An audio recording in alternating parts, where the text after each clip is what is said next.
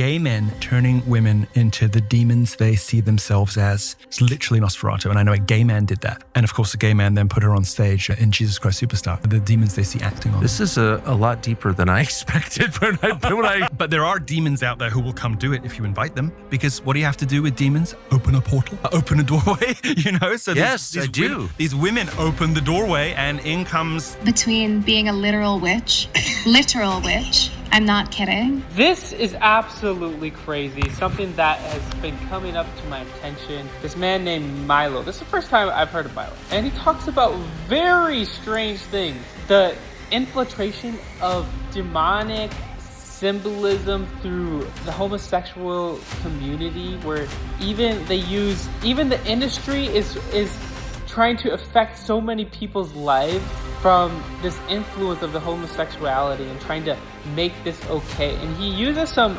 crazy examples of them trying to do this within society and our culture, trying to make it seem like it's okay, but really there's something sinister behind it all.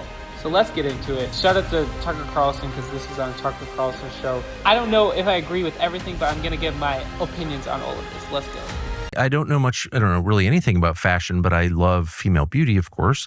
But you don't see any of it on the catwalk now. Exactly. In fact, you see the opposite. You see the opposite. You see manufactured ugliness. Gay men turning women into the demons they see themselves as. You see gay. Look at the most celebrated woman on the stage at the moment is the Gorgon opposite Ariana Grande, whose name I forget now. This Nosferatu, like black Nosferatu. He says, you see the gay men turning the women into demons as they see themselves as. That's wild. And I don't know about him. He seems like he's gay, 100%, this guy right here. Let me know what your guys' thoughts on who this person is. But wild. Who seems to be sucking the life force out of poor Ariana, who's I think going to die within the next few weeks. If you've seen that singer's physique lately, she's sort of. But this appalling apparition, Cynthia or something, I think. Of course, she's called Cynthia. With these claws, and you look at the silhouette and you're like, that's literally Nosferatu. It's literally Nosferatu, and I know a gay man did that. And of course, the gay man then put her on stage in Jesus Christ Superstar as our Lord. Did you know that? No. Everyone's so upset when they put this lady as Jesus Christ. I know that whole entire show is not even a Christian show, so what would you expect in the first place? If you're watching that expecting to have some actual good theology, I don't know what you're doing there, but it's just blasphemous. You've seen the person I'm talking about, right? No. Okay. Well, you'll Google it later. But it's this spindly, it's just straight up goblin-looking black woman. I'm not trying to have a Roseanne moment, although she was right. I'm not gonna say, she's some ugly person or anything like that. Everyone's made in the image of God. But Ariana Grande seems like she is not looking like her best self. And that's a whole nother thing, as she talks about using tarot cards back in the day. So many things are so messed up here, guys. And we'll go check out some of the reasons, what is going on with her? And does this have some demonic effect? Is this when you mess around with demons? Whatever. But this woman is like ugly by any racial stage. Just monstrous looking, right? Just what our mothers... Like I said, I'm not going to say that. I'm not going to say she's just monstrous looking. Called deeply unfortunate, right? Yeah. Practically circus level.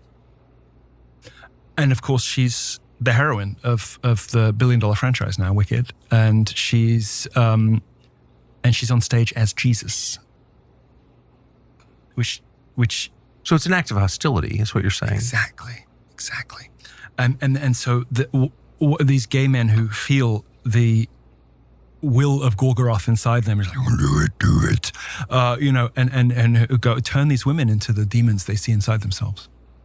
Whoa. The demons they see acting on. This is a lot deeper than I expected when I texted you to have this conversation. It's more than you would imagine from a guy wearing this t-shirt. No, it's not actually. And by the way, can I say one thing that's bothered me for years when I was a child? there was a lot of creativity coming from gay men in the United States. Like It's all gone now. I know. And it's Dave Rubin is responsible. Not him personally, but I mean, like, But do you know what I'm talking about? I mean, of course. And why?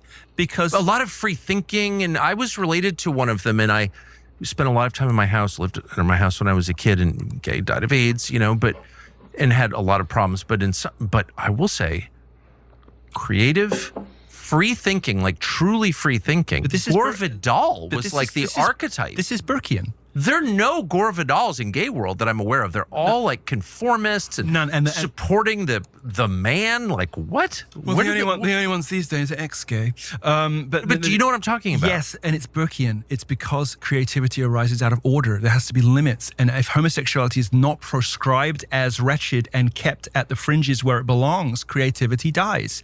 And what do you get? Because you don't have those people playing with the limits. You don't have the taboo breakers. You don't have the artists, the creatives living at the limits of society. They're brought instead. And I think the gay community, such as this, is one of the least creative, most conformist elements of our society. I never thought I would say that. They become the enforcers, just like They're the enforcers. They're the Praetorian Guard for Apple and Microsoft. Like, what the hell? Just like the white women of folklore who, are Yes. responsible for all evil, but they become like turbocharged Karens, and it's the white women who welcome in the white single moms typically, but single moms generally, I think, who bring in a drag queen story hour. Because there's no gay people like banging down the door. That's right. There's no gay people so like, true. excuse me, can I come read your kids? Do you mind? Can I come read stories to your kids? Like, no, they're not. They're not. But there are demons out there who will come do it if you invite them.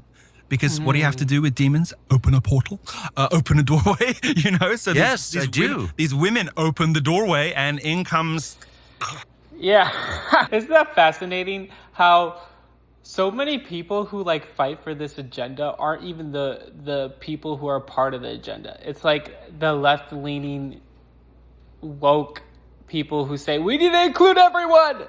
Let's force them to be included. And then that's why you have trans people in church or like in doing drag queen stuff for like kids within schools. And that's so messed up. That is a crazy agenda. And you think, whoa, it's just because I was born this way, and that's why I'm like this. But we see that's not reality. If the statistics of LGBTQ is going 10 times higher every year, it's not because you're just born this way. It's because it's culturally pushed upon your children every day in society. And it gives them a place where they feel like they belong. They finally feel accepted. And that's a problem. They'll be like, I remember I was listening to that other guy who became trans and said he was getting so tired of getting picked on. So when he became a woman, he finally felt invincible. Like he was finally not going to get made fun of or bullied or picked on. Three little pigs. I don't know if he said ex-gay. So Milo was openly gay for many years, even marrying his long-term boyfriend in 2017. But in March 2021, he publicly declared himself to be an ex-gay. He now identifies as a practicing Roman Catholic and claims to live a celibate life, considering homosexuality a sin and a disorder caused by childhood trauma. Wow, that's pretty awesome. He said he was molested by someone in the church. He's saying that's how it happens. It's crazy.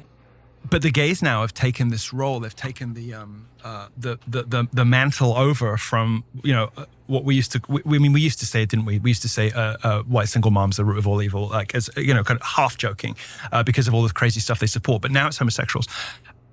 I have to be honest with you. I bear some responsibility for this because it was me 10 years ago mainstreaming homosexuality into the Republican Party is the great regret of my life.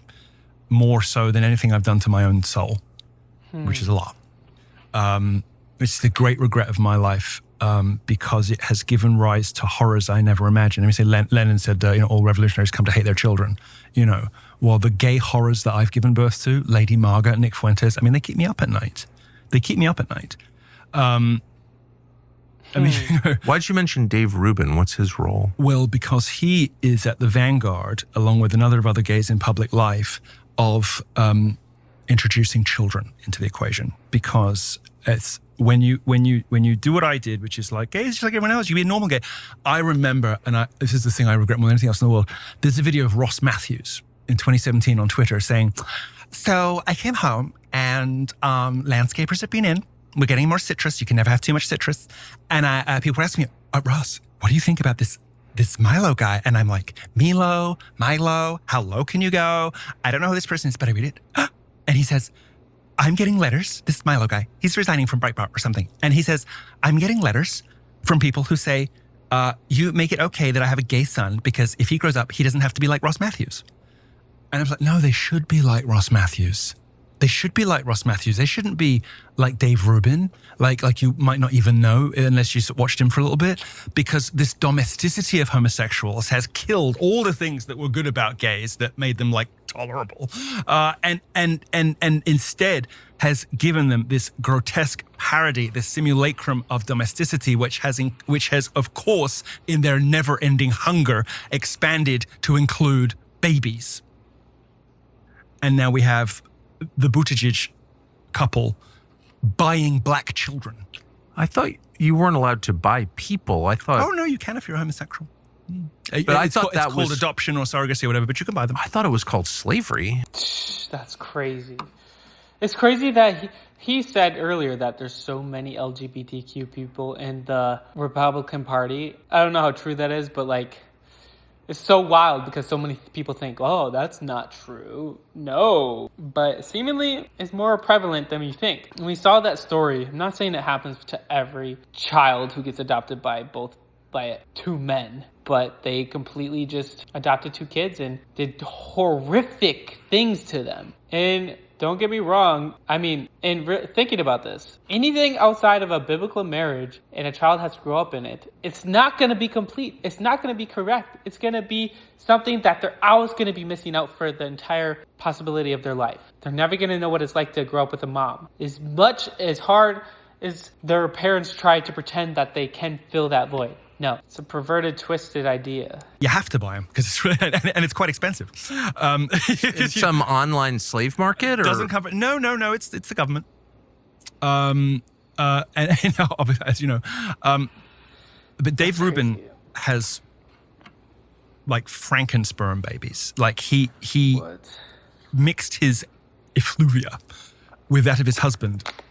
I mean, this is real. This is physical. Gave it a stir and hoped for the best. And like, whichever one we get. Implanted it in some highly paid woman we'll never know the name of, the real mother of those children. He and his catamite are on the internet, with these signs like, it's coming, with these two dates. And I'm like, yeah, your damnation. That's the date you're counting down to. Wow. The date you're... How is that conservative? Oh, because it's family, you see. Because it's the sleight of hand like that's going on is you're like, well, gays are just like everybody else, so we should behave like everybody else, which means we should have kids. And if we can't physically have kids because our sex is this like demonic, sterile horror show, then we'll buy them, and then we'll look like we've got it. I mean, that's how bad it is. That's how bad. Yes, Dave Rubin is gay. He is openly gay and married to a man named David Jeanette. He used to identify as an atheist and a gay atheist Jew, though later renounced atheism. Notes the simple English. Man, all of these things are crazy.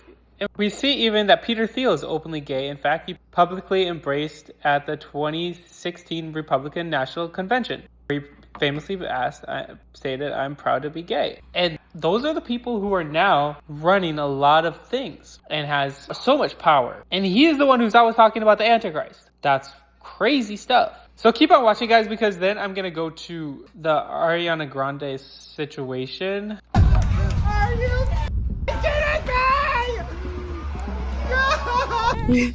Will be positive. A little bit of her softness and she's got her strength, a little bit of my strength. Yeah. Is anyone else staring at the internet like, why are people suddenly acting like Ariana Grande needs to be rescued from Cynthia Erivo? Because the comment sections right now are wild. Tiny clips go viral, someone edits dramatic music over it, and then out of nowhere, Cynthia is controlling starts trending like it's a proven fact. And the funny part, this whole wave didn't even begin with Ariana. It started with her brother, Frankie Grande, cheering them on like they were the most iconic duo Broadway has ever birthed. During their Oscars defying gravity the really internet? Some people are ready to call Cynthia the Wicked Witch of emotional control off of a single TikTok edit. So here's the fast catch up because people online are acting like detectives over this. Ariana and Cynthia are basically attached at the hip. Every interview, every red carpet, if one turns left, the other is right there with her. A beautiful sistership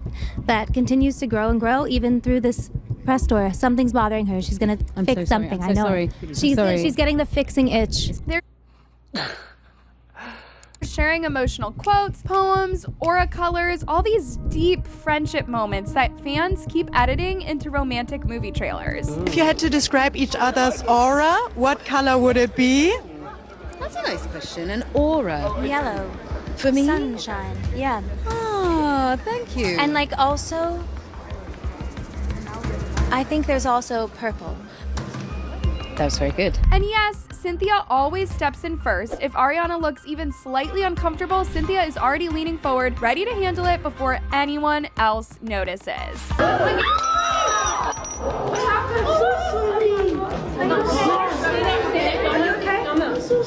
Ariana also seems more quiet when Cynthia is beside her. She lets Cynthia take the lead a lot of the time, and it almost feels like she feels safer when they are closer together. So sure, people are calling— Oh my gosh.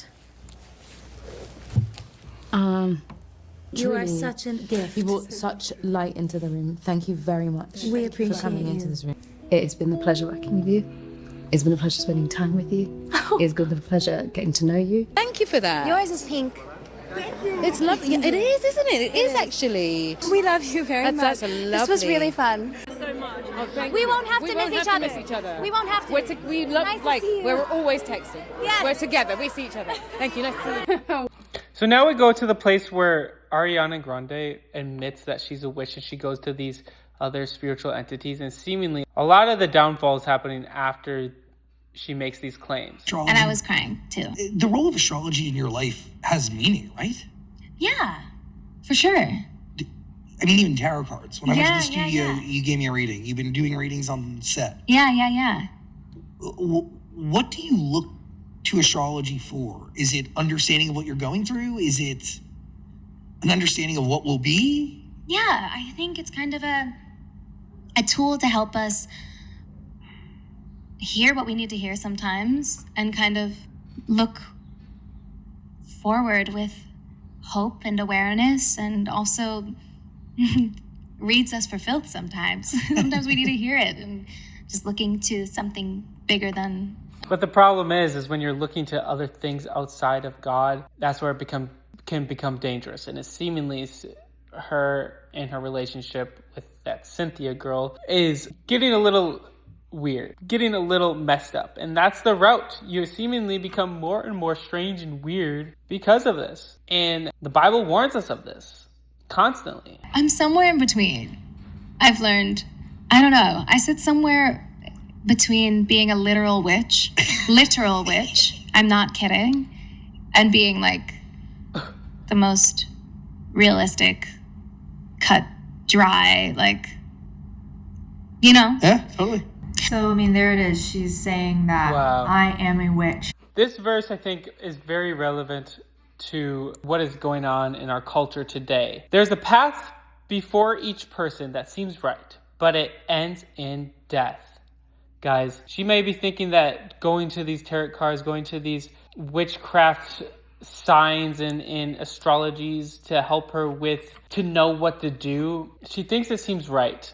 But at the end of the day, it only leads to death. And this is something that seemingly is catching up to her. So guys, we got to be ready, be prepared to speak out against the things of this world and be a light for Jesus in the darkness.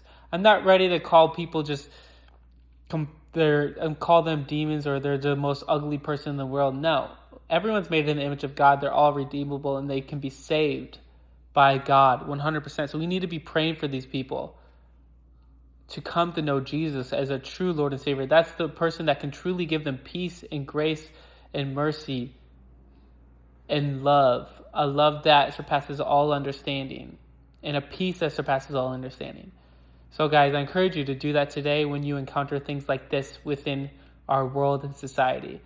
So I would love to know what you guys think in the comments below for sure, because this one was wild and crazy. Anyway, guys, thank you so much for watching. I encourage you to hit the like button and subscribe if you haven't. And always remember, guys, Jesus loves you.